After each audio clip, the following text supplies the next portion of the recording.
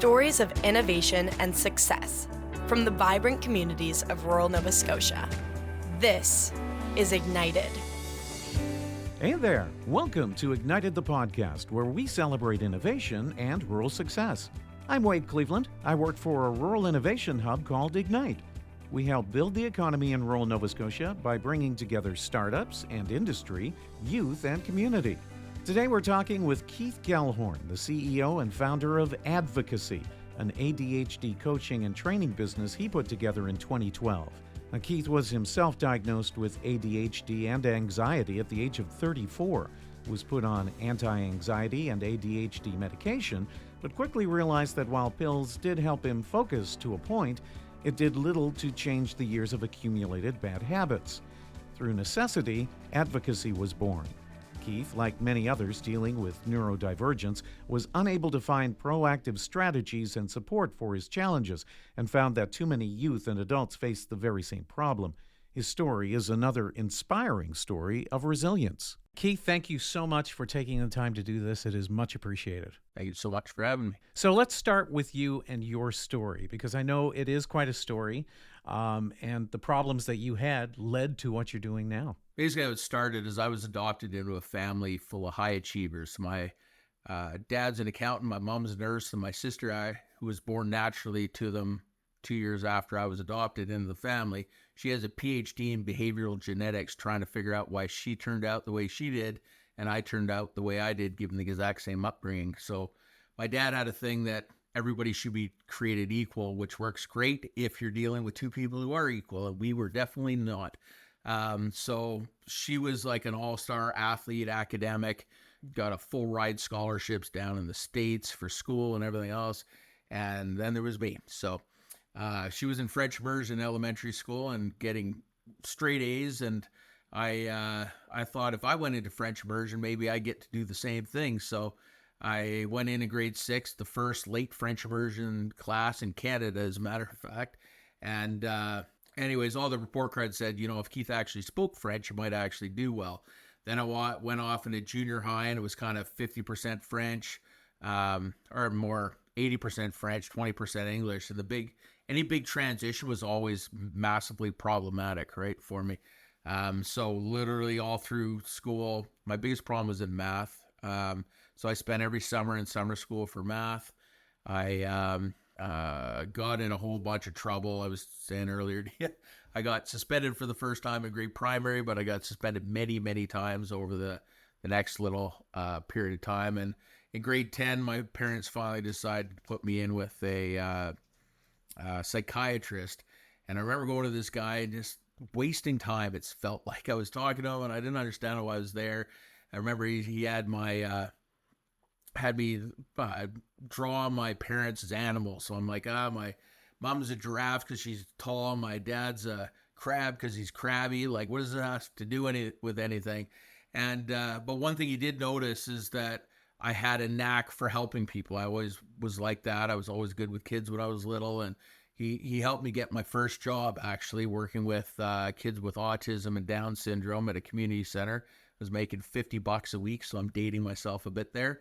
And but I loved it, right? These kids were, I don't know what it was, I just had this knack for it. So in grade 11 and 12, there was a course called Human Services. I went into that, and I got B's right through, and everything else I was C minuses and D's. And by the time I got to high school, my buddies were all making fun of me. I'm a big guy, I'm 6'7", and they thought, what are you doing hanging out with all these girls and the human services stuff? You should be a firefighter.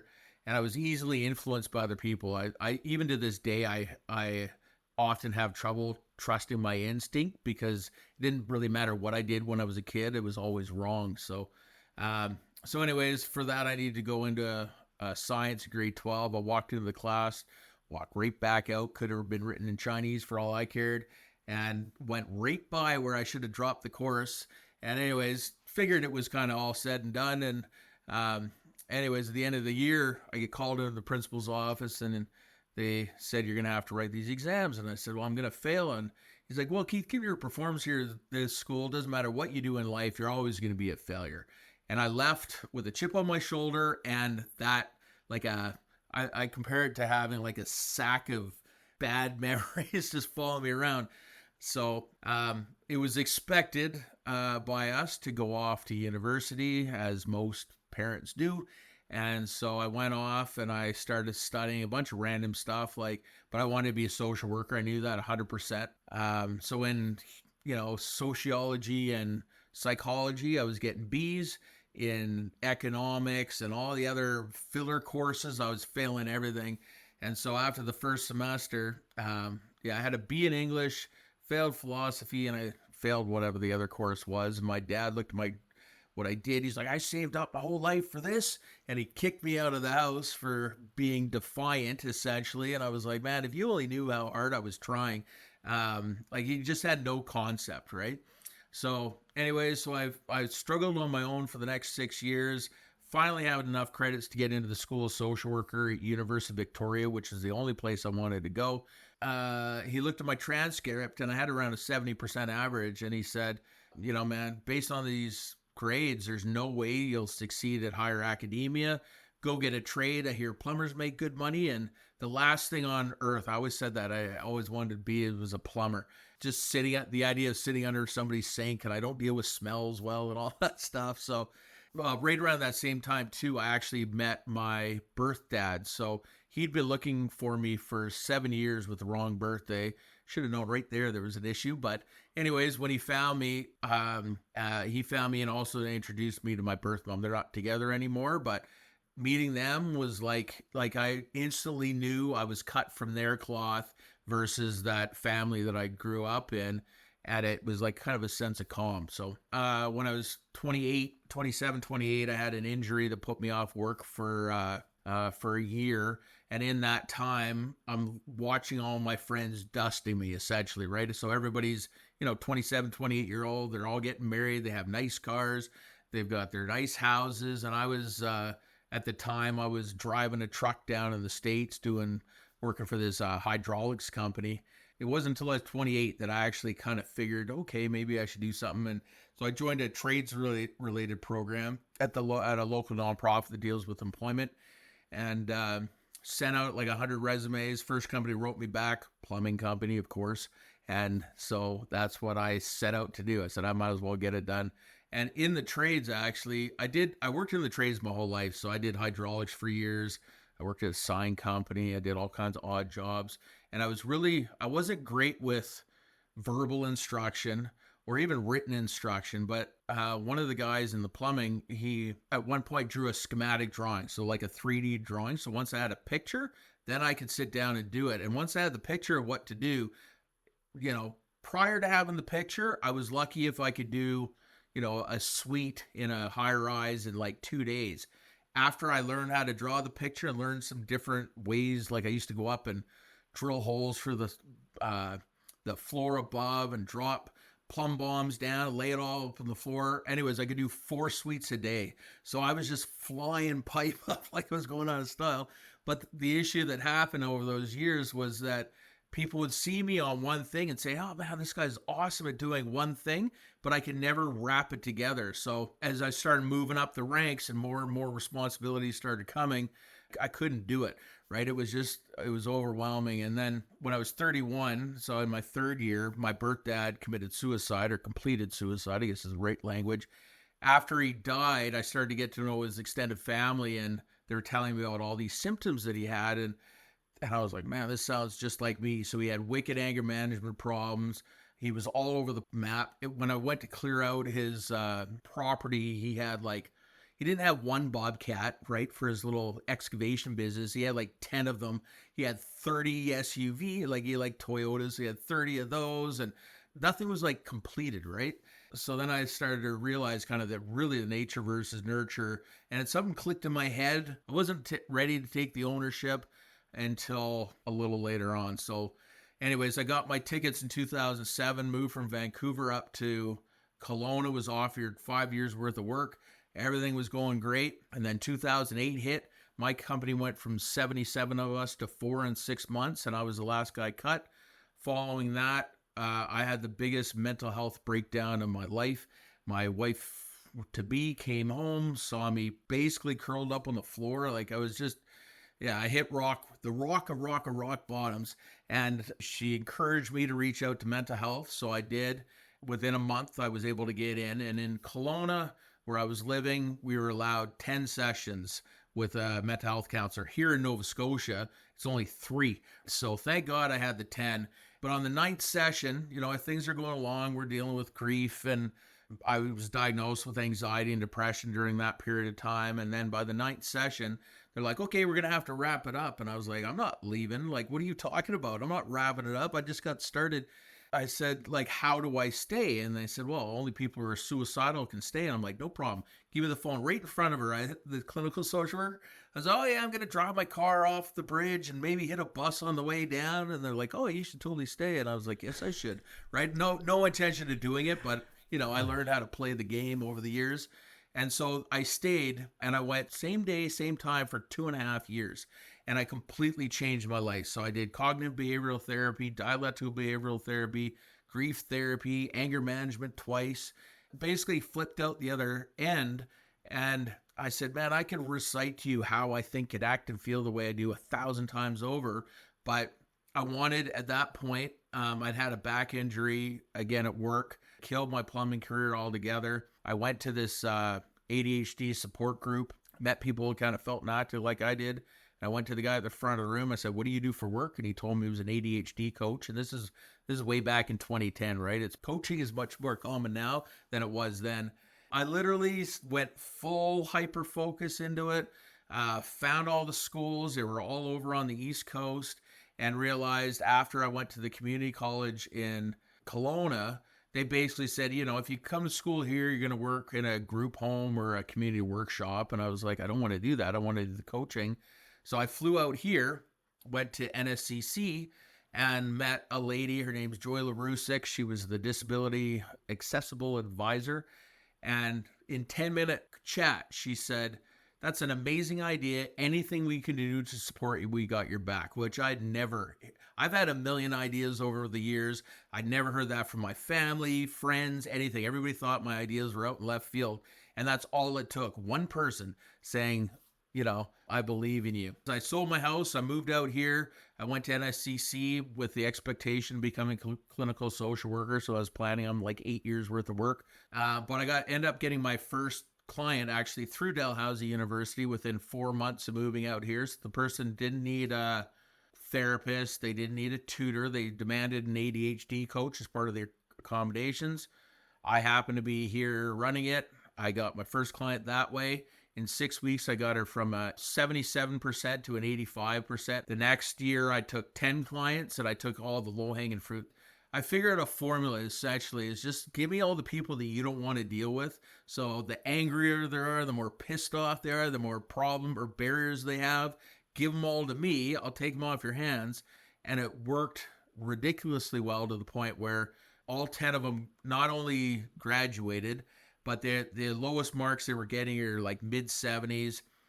Most are in the 80s and 90s. They're winning awards. I got them over $20,000 in scholarships.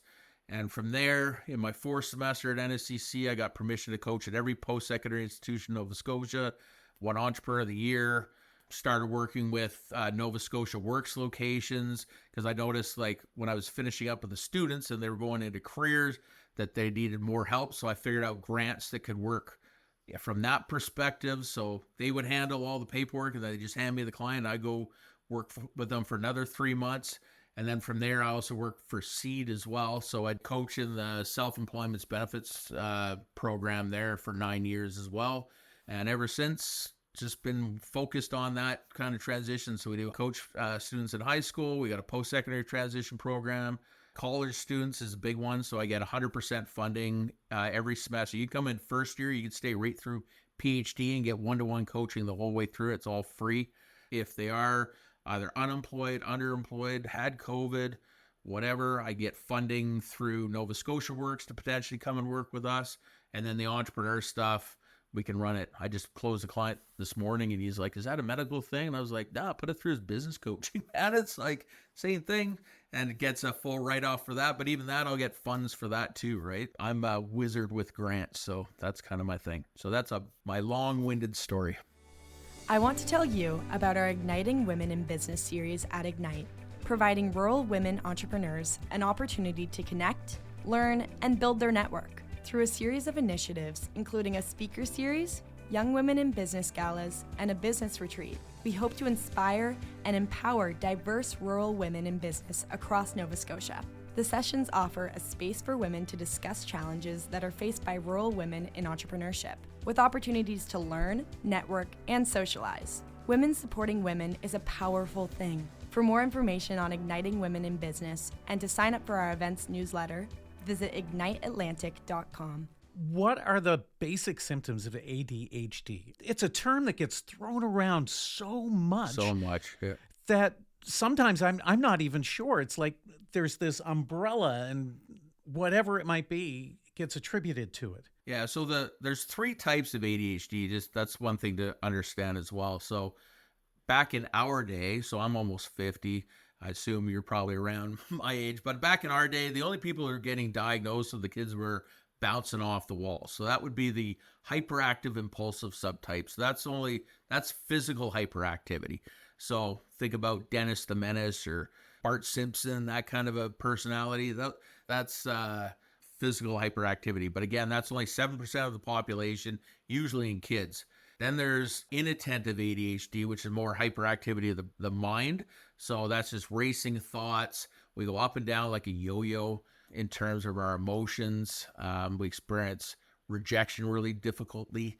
So if somebody top downs us, I hate that. That's why I work for myself. I always say to entrepreneurs, anybody in here just can't work for anybody else like me.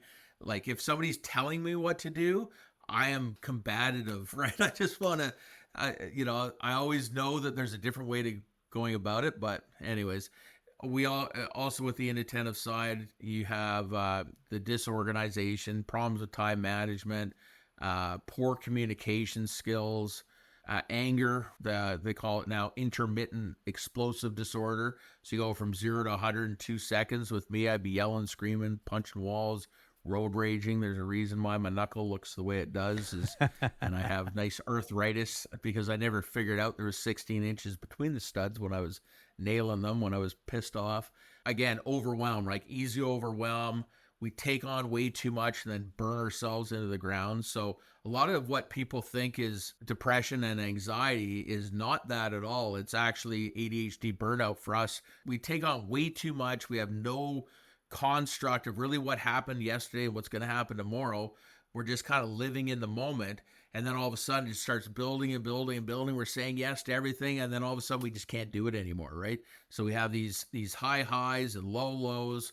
And people will say, well, man, just do what you did last week. And I was like, I don't even know what I did an hour ago, right? We're just kind of living in the moment. On that end, that internal hyperactivity, that's the inattentive ADHD. And then the last part is combined. So 33% have more the inattentive and 60% have combined. So a little bit of both. Usually women, particularly, they'll get diagnosed. Like if you look at most of our clients, especially at the post-secondary level, they're all female, 18 to 30 years old. Not all, but about 80% of them. High anxiety, people pleasers, right?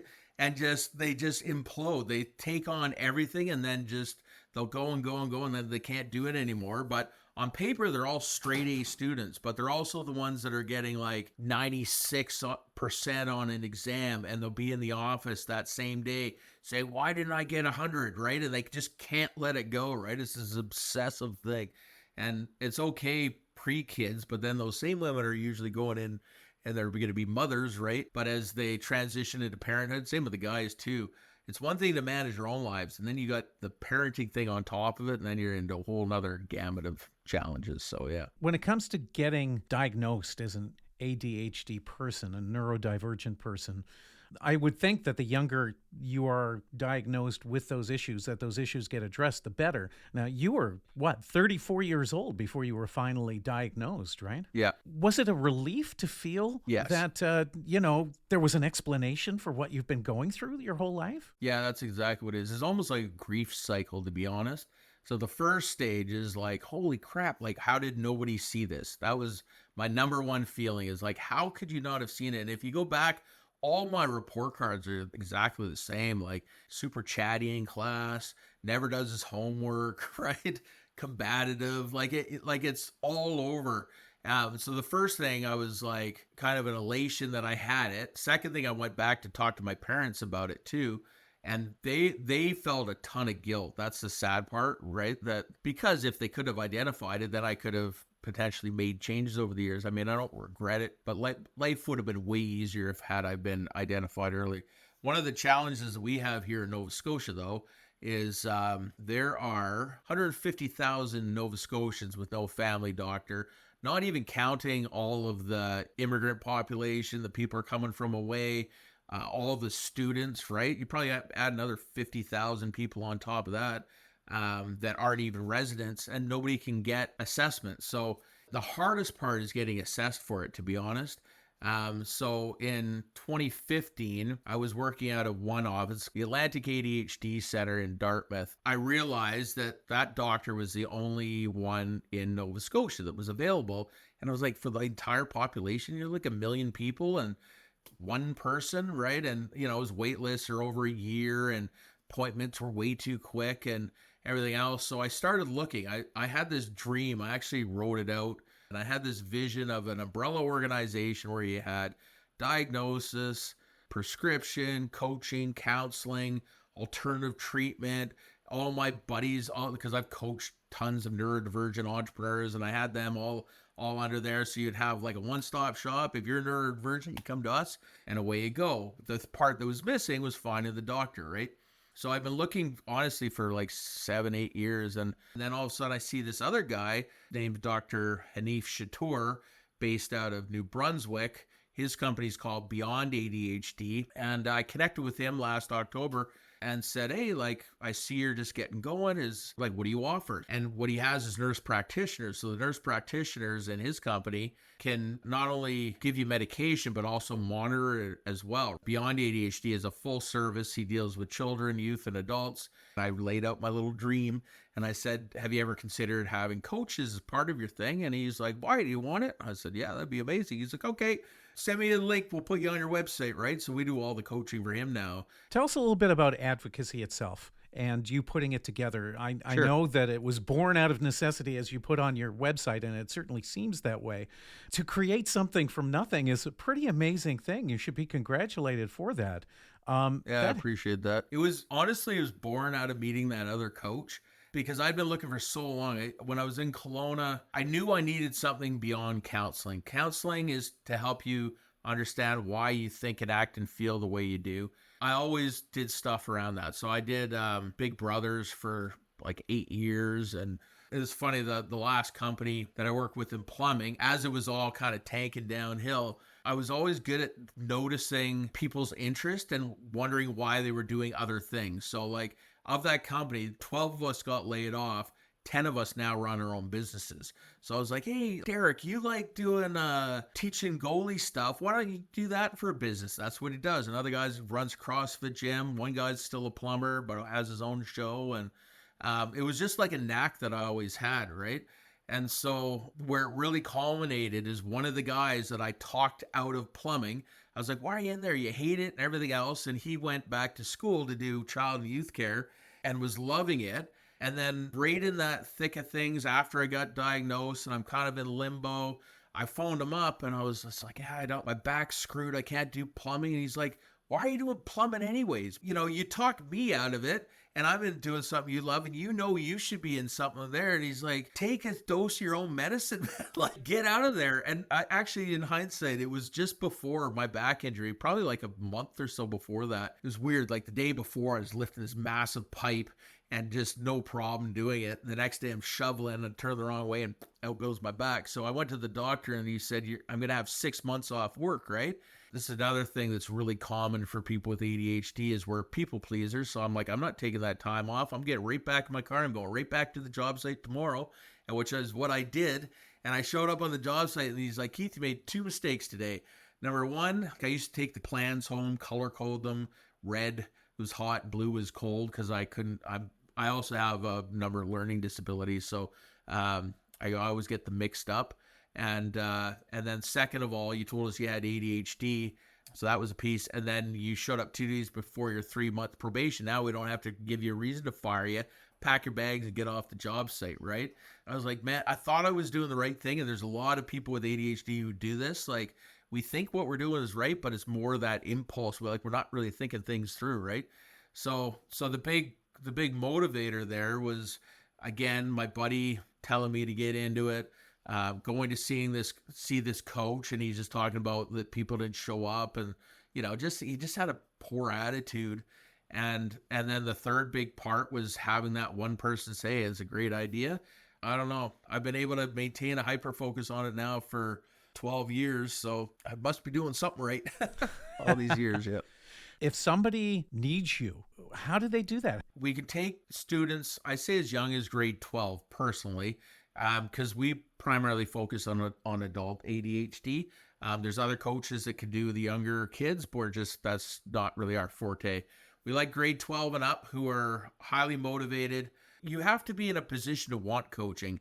If you're stuck or depressed or whatever, that's counseling. You have to make the differentiation between the two. Coaching works just like a sports coach, right? If you wouldn't expect to go to the Olympics without having a coach, it's the same with, if you want to be the best student you can be, or best entrepreneur or best employee, you get somebody to help you get to where you need to be, right? Rather than trying to do it yourself. So we take students grade 12. The only problem with grade 12 and younger is there's no funding. But the minute you hit post-secondary, there is. So we do have a program in the summer that's a post-secondary transition. That's to help them get set up with their student loans, all of their accommodations, how to communicate with teachers and flip from the mindset of, you talk to your teachers in high school, you're the teacher's pet. You talk to your teachers at college or university, that's the closest tie to industry you're going to get. You buddy up to those guys and they'll have your back all the way through, right? That was a lesson I learned right quick when I was at NSCC. And then at the post-secondary level, we currently have 100% funding for post-secondary students. So it's $1,900 per semester. We see the students same day, same time, every week throughout. Literally, you can start the first day of any post-secondary program from the private colleges, NSCC, university, and you get all the way to Ph.D. And we can work with you as long as you're going through student loans. You don't have to take a student loan. You just have to self-disclose you have a disability through student loans. And we can work with you all the way through your post-secondary career. When you start to come out of that, we also contract through Nova Scotia Works, and both in province and out, right? There's other funding pots like the Opportunity Fund for people with permanent disabilities. There's all kinds of different ones. We also work within the First Nations communities. I'm a grant guy, so I figured out how to work grants. I didn't make more than $18 an hour until I was 31 years old. So coming up with $150 an hour, $250 that the psychologists are charging, that's, to me, is just mind-boggling, right? So that was the very first thing that I wanted to do, is make sure it was free or the limited amount possible that people would have to contribute. So we have that. And then for entrepreneurs, like, I can work any grant known to man for that, from the TAP programs to, I don't know, there's a million different grants that we can work through for that. And just like the guy that I talked to this morning, he's like, can I run it through my business? I was like, yeah, man, I'm your business coach, right? On the soft skills side of things, how to manage your time, how to separate yourself from work, right? Create some little work-life balance, how to get those grants and stuff that can help your business run more efficiently. Like that's my jam. And yeah, I've got a lot of people, a lot of money into doing that one. So if people do want to contact me, the best way, I have a link tree. So has all my stuff. You either go through my website, which is ADDvocacy.org. And then in the top right corner, you can click a button and just schedule a call with me. You won't see any of my prices or anything listed on my website for a specific reason, because I always will try to work the grants and try to make it free for you, right? I don't know any coach anywhere that does anything like that. Everybody's usually like out for the high ticket guy. That's not us. We are more for the people. And I say us because I have 4 full-time staff. I got 7 contractors. All of us are neurodivergent. That's the other piece. So I don't care what your degree is per se. What I'm most interested is, like, if you have a backstory like mine, that's the piece that people are going to be able to relate to, not who cares what you read in the textbook, right? That's how my coaching runs. But we are going to be adding counseling in the new year because a lot of people that are working, they don't qualify for the grants that I can get for people who are unemployed. So we're going to add counseling so we can take insurance programs and stuff like that. But same thing, those counselors will also all be neurodivergent. And that's kind of I'm a social entrepreneur, so it's kind of my claim to fame is that you don't have to explain yourself to any of us, and nothing that anybody said isn't anything that any of us experienced in the past. So, Keith, what you and ADDvocacy does is so necessary. Thank you for what you've done up to this point, and best of luck moving forward. This is amazing. Yeah, I appreciate it. Thanks so much for having me on. To find out more about ADDvocacy, visit their website, addvocacy.org. That's ADDvocacy. To find out more about rural innovation and what Ignite does, check out igniteatlantic.com. If you enjoyed this episode, we'd love it if you subscribed to Ignited, shared us with your friends, and gave us a good review. And remember, you can find past episodes anytime by looking over our archive, wherever you download your pods. We'd love to hear from you. Any comments or suggestions about the podcast or who you'd like to hear on it are most welcome. Email me at Wade, W-A-D-E, @igniteatlantic.com. I'm Wade Cleveland. Thanks for listening. Talk soon.